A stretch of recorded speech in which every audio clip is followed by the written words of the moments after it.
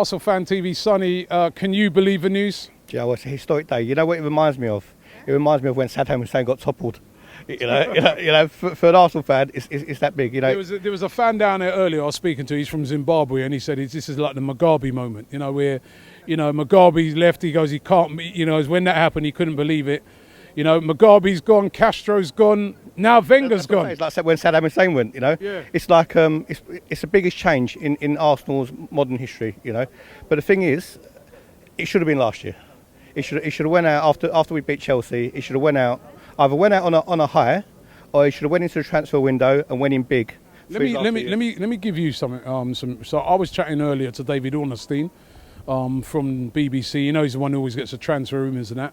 And he said to me that Wenger offered to leave last season, but the board told him they wanted him to stay because they didn't have an appointment ready. So that's another bit of a fascinating news. You know what? That's not surprising because we're known for having a very weak board. If we had a board with a bit of balls, they would have said see you later, Arsene Wenger. Look at the managers we missed out on. I don't like Mourinho, but we missed out on Mourinho. We missed out on Guardiola, which is the biggest travesty game. Missed out on Pep. Where do we move forward? It's going to be down to what. You trust them to make the right decision? I trust them to appoint the right man. Whether they back him or not remains to be seen. You can't teach an old dog new tricks, can you?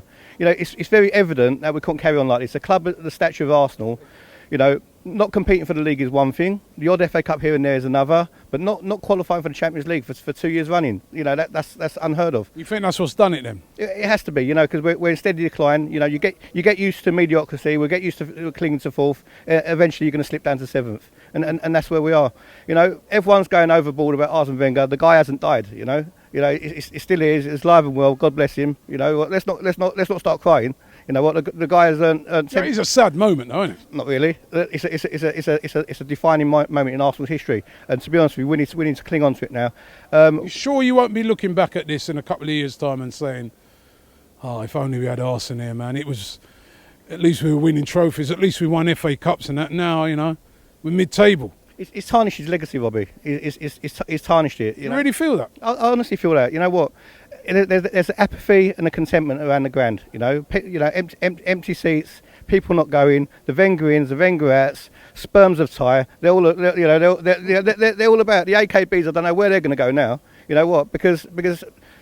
Well, this a good moment because that we can get rid of those stupid terms about AKBs and all that, and everybody can just come together and be Arsenal fans again. Exactly. I think we are going to come together. But the thing is, the only way we're going to come together is if the board now start taking the considerations of fans into account and actually come out now, not just go quiet. They need to come out and tell us where they want Arsenal to be. They come out and we need to spend big. We need to spend very, very big in the transfer window. We need to get a couple of marquee signings. We need to really go out and make a statement. I'm going to be different to everyone else on Twitter and everybody else, right? I'm not going to fall into the let's go overboard about Arsene Wenger and praise him. He's not Jesus. At the end of the day, he's just a guy come from France, unheard of. He's won 3 league titles in 22 years. I'm sorry, but it's not good enough. No other manager would have lasted. You know what? I'm going to clap him last day of the season, but up until the last day of the season, I'm going to boo the geezer. Because as far as I'm concerned, boo, yeah, come on. Yeah, no. As far as I'm concerned, you know what? You fucked us over for the last 12 years. You know what? It can't be forgotten. It can't be forgotten. Come on, man. I'm sorry. I'm not just saying it for views. The comments are going to be shit. But yeah, the geezer's fucked us over for 12 years. Why should we forget that? It's a bit like if your missus cheats on you. No, he won the FA Cup 3 years. 3 years in a row. Or 3 out of 4 years. So what? Is that what we are? What I'm saying is a new guy could come in and you could be saying, boy, I wish we could even at least win the FA. I remember a few years ago when everyone was saying, if only at least win a trophy. He's done that. But we're Arsenal Football Club. And remember, think about the other teams, how they've got better. Man City have got better. Chelsea, United. It's not just like when he first came in, it was just United and us. You've got loads of other teams now that are getting better and better and better and spending more money. It's harder now.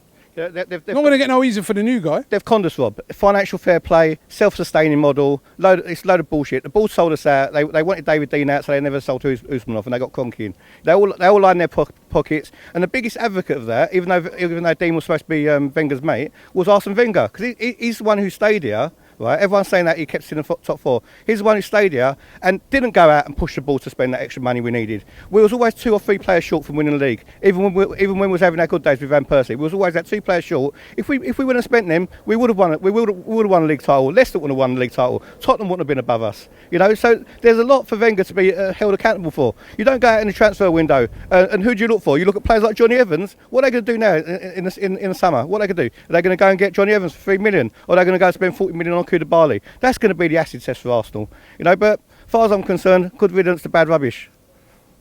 Exciting news. There's a brand new show called A Real Football Fan Show coming to Channel 4 on Thursday the 19th of April. Then every Thursday after that till the end of the season. It's going to be broadcast at midnight and you've got to check it out. It's going to feature fans from all around the Premier League. So make sure you check it out. Hosted by myself, Robbie.